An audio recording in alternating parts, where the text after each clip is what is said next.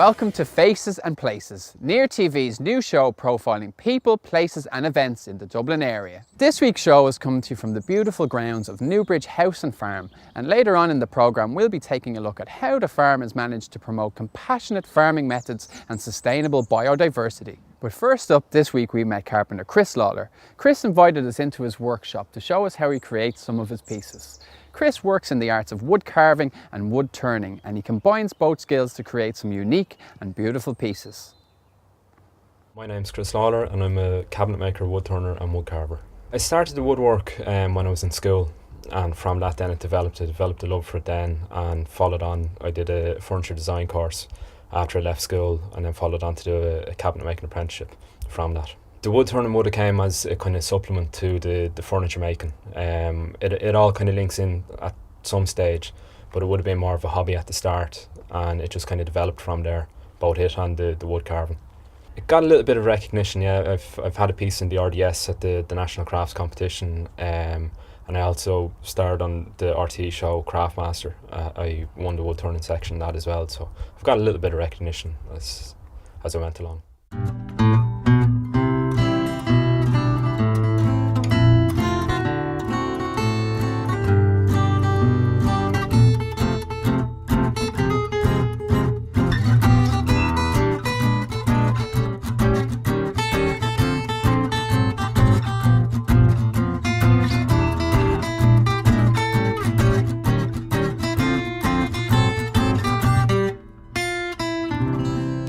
Wood turning is basically you use a lathe to turn pieces of timber into cylinders or bowls, mainly bowls, cylindrical shaped objects, candlesticks, anything like that.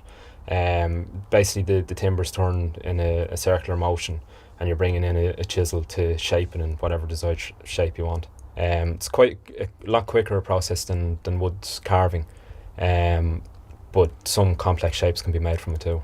Basically what I'm going to start off in this one is I'm going to turn a bowl out of this piece. So I start off with the blank to begin with, and I'm going to shape the outside of the bowl first. When I have that done, then I have a chucking point at the bottom, which allows me to grip it from the other side, so I can turn out the inside of the bowl. You can get a good finish on the tool once it's sharp, and then after that it's just down to sanding. So you could spend at least the same amount of time sanding as you would with the making, to get a really good finish on it. But at the end of the day, it is worth it to get a good piece out of it. Attach the ball blank onto the lathe first, then switch on the lathe, and I have the tool rest set up here, and I'm going to bring the tool in against the timber and start to make a cut.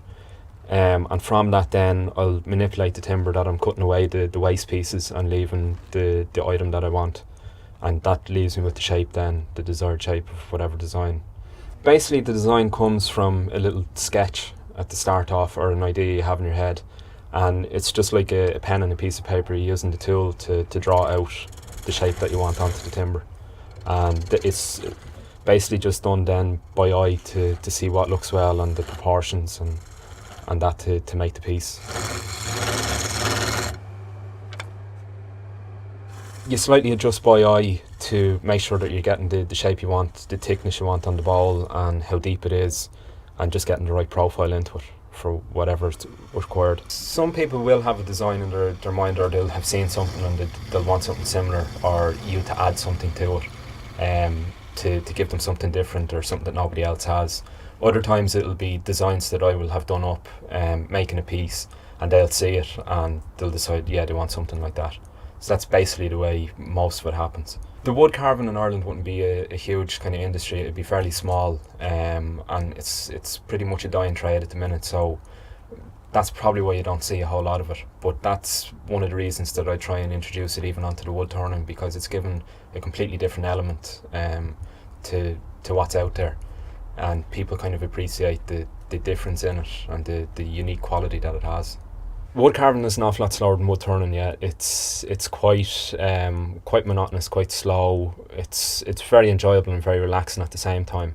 But it's nowhere as quick as the wood turning. You could be working on a piece for a couple of weeks with the amount of detail that'd be in some of the pieces. With the carving and the turning, I kind of like to combine both. I like to do a piece of turning and add carving onto it as well. it adds a different dimension to it, and it links both crafts together. And it's come out with some interesting results as well.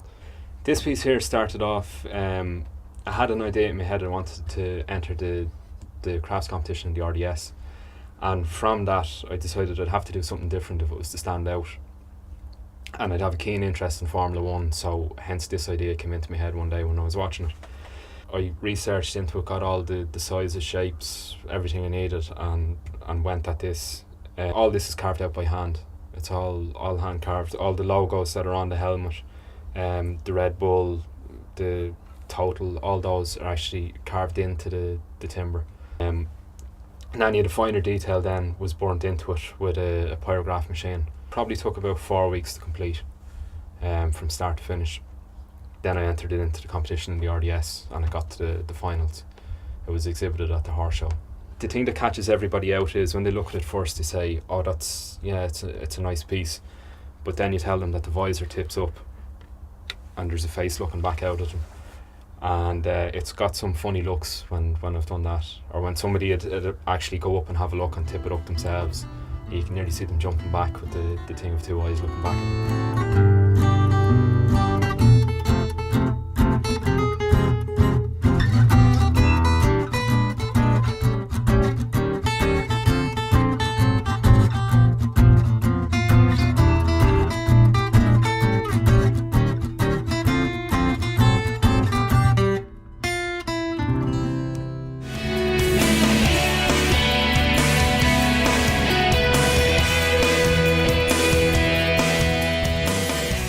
Next up this week is the 2013 annual St Kevin's Boys Invitational Tournament. This year's lineup is the best the club has ever had, with Arsenal, West Brom, ADO Den Haag from the Netherlands, Espanyol from Spain and Glasgow Celtic. We went along to St Kevin's Shannon Road ground in Santry to find out more about the competition.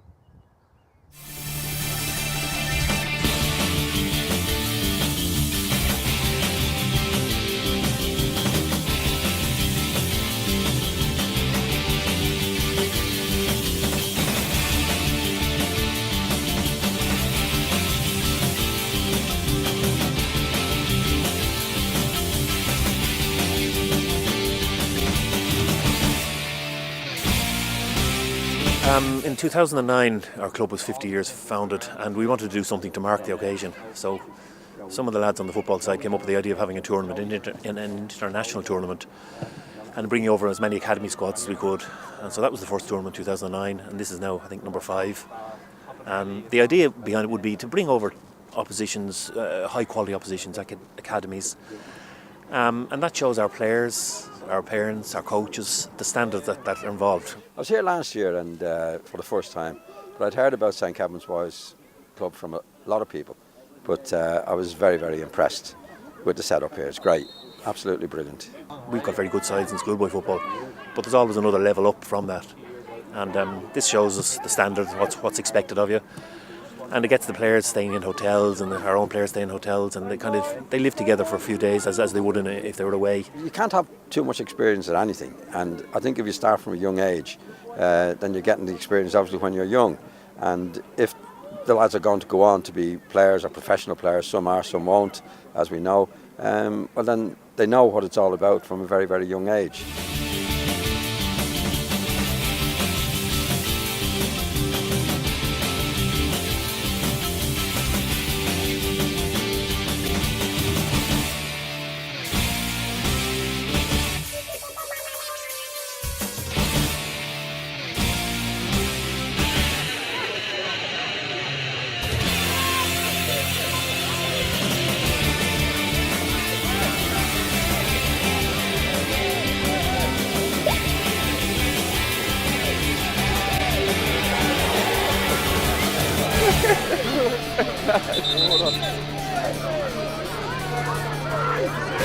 Well, the club have asked me to launch the tournament, to kick off just a moment ago. St Kevin's Boys are a great club in Dublin, producing great players at all levels, and have produced some of the best international footballers we've had, players like Liam Brady. So when you're asked to be here today to launch it, it's not a problem. It's a great tournament too, to have 6 teams from Espanyol in Spain and Celtic or whatever it would be, and getting young kids at 13 years of age testing their international talents against international players. So that's one of the great reasons this tournament does. It gives kids the opportunity to play against their peers from different countries. We started pretty well. The other side were very, very good. They kept the ball really well. We wouldn't be used to playing teams at that level. Normally we'd give the ball away and we get it back fairly quickly. Today was a bit different. But the lads will have learned an awful lot from the game, so that's what the whole thing is about. When I was a kid, we didn't have this type of thing, you know, and certainly when I was young, I remembered if we were playing against the likes of Arsenal or West Brom, it would have been great. So things have progressed a lot, and for the better. The plan for next year's tournament will start within a week or two of this tournament finishing, and we have to sit down and look at the budgets and can we afford it, because it does cost. We have to cover all the land-based costs, all the transport up and down, all the teams stay in the skyline. We have to cover all that kind of thing. We've gained experience. I mean, you know, we did it well the first couple of years, but each year we add a little bit, we tweak it a little bit here and there, and it becomes a little bit more professional, a little bit more, you know. We just sorted out a bit better, sorted a few little problems a bit better. It's been fantastic from start to finish. The hospitality by St Kevin's here at the club has been nothing short of magnificent. The way we were looked after at the hotel, and then the whole tournament itself, great standard, great quality of opposition, and naturally delighted to be coming out on top. For us it's great to be pitting our wits against the likes of Arsenal, West Brom, Espanyol and St Kevin's, who I thought were fantastic when we played them the other day. So it's a real level of intense competition that we thoroughly enjoy and relish, and we see a great development from the young players playing best v best. An exciting time for this group here. Next year they'll all attend the same school together, so they'll train 9 times a week, and play a game at the weekend. So it's the start of the journey for these young lads, and you know, they've done themselves no harm today. No, I mean, at the end of the day, football's a simple game, isn't it? It's about passing the ball, controlling the ball and passing it again, and try sticking it in the net at the far end. There's nothing too complicated as regards that, but I just think the kids should be exposed to different systems from an early age, so as they can adjust to playing against that, and playing a different system depending on who they're playing against, what score it is in the game. I played my school football in Belvedere, and down there it was always you pass the ball, and I've always maintained that's the way to play the game. There's no point in hoofing the ball down the other end of the pitch and just hoping for the best.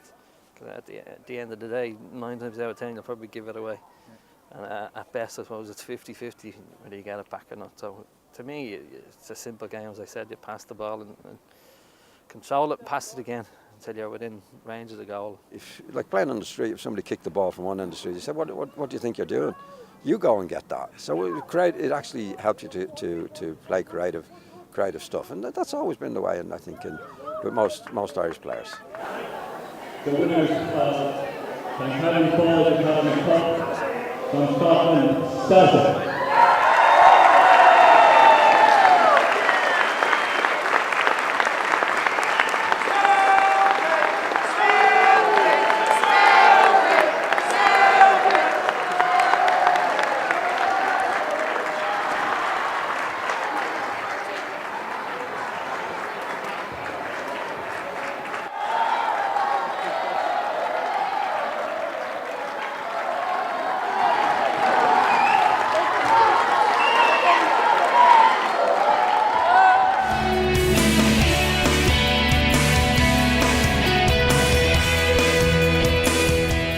Finally this week we spoke to Brenda Comerford, the manager of Newbridge House and Farm, and some of the staff, and we learned about compassionate farming methods and how to best manage a farm for sustainable biodiversity.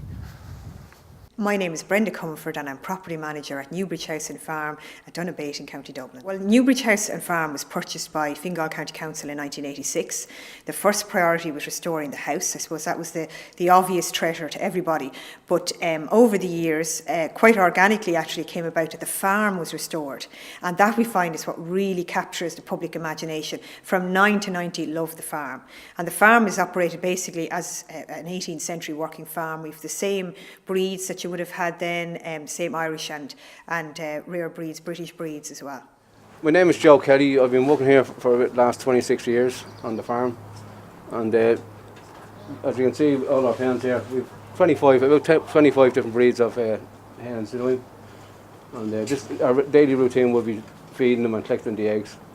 I'll be Marlins here, Black August, and the Rotherham Reds. The coachings and all will be very rare.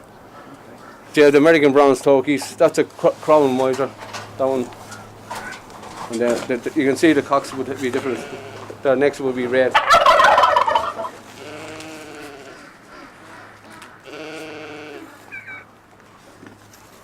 This is the hatchery. This is where we hatch out all the chickens. So this, as you can see, this is an incubator, and then when they hatch out, we put them into the heat. This would be the favourite, yeah. You'd have all the children around, especially with the roller there. The floor rolls all the time, and the little kids think the chicks are coming out, and they sit here for hours looking at them. We probably have up to 25 breeds. That's not counting the ducks and the geese and the turkeys. It's wonderful to see that agriculture in general is becoming more like that, and I think that's what sets Ireland apart, particularly after this scandal with the horse meat and stuff, that the quality of Irish produce is so good, and animal welfare is a key part of that, and that's very much what we like to promote here. So all our animals are housed in the best possible standards, particularly the pigs. I think would be the most obvious difference to your standard farm. But in Ireland in general, I mean, biodiversity is a key part of farming. 90% of our agriculture is grass-based, so our cattle and our sheep have a terrific life. But what we particularly highlight here that's different is how our pigs are reared and looked after, and our chickens as well.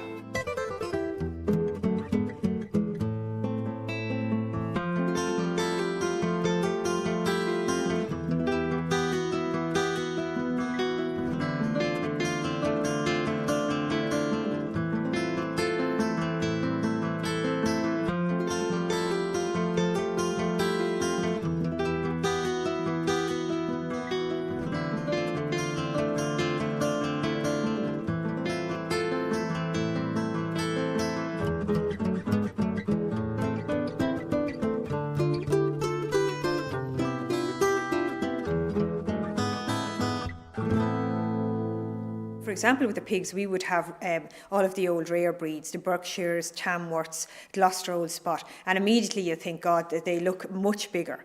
And these are the natural breeds. They give birth very naturally. They're much larger than your factory pig is a hybrid, basically. It's bred to be much smaller, to have a lot less fat. It's completely pink. It has very little hair, which obviously protects the other pigs from the cold and from the sun.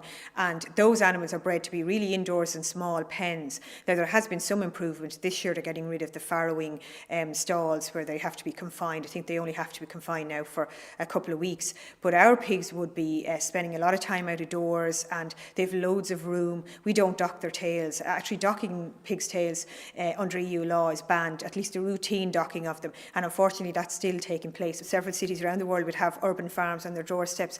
And here in Newbridge, we would have a huge amount of school groups coming. It just means that it's more open to the public, and we would have a lot of groups coming who have maybe intellectual difficulties or other disabilities, and they engage very well with the animals. These are our pygmy goats, and they're about 10 months old. They grow a little bit bigger, like the ones we see further on in the yard. A little bit bigger they grow. They're nice and small, you know, and the kids like them, yeah. And then when kids come here for a school visit, Newbridge is the most complete example of an Irish estate, and you really have all facets of Irish life here. So you have a 370-acre park with beautiful woodland walks, and we still have our original deer park with Irish red deer, and a fabulous free adventure playground. And then with the house we can do a family tour. It depends on who's coming, but we have all the original paintings and furniture because there's an arrangement with the family. They can come and stay, and with that in mind we were able to hold on to all the original artefacts. And then we've the farm. So when children come here, they get a great education, and even if you're coming from a rural background and you're used to intensive farming, you get to see how really animals should be reared.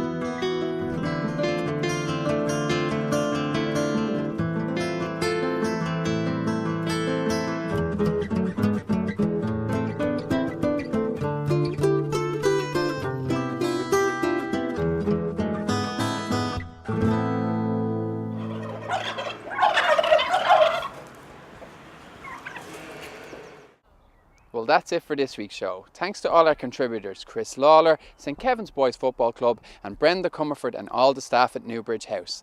Join us very soon for more Faces and Places.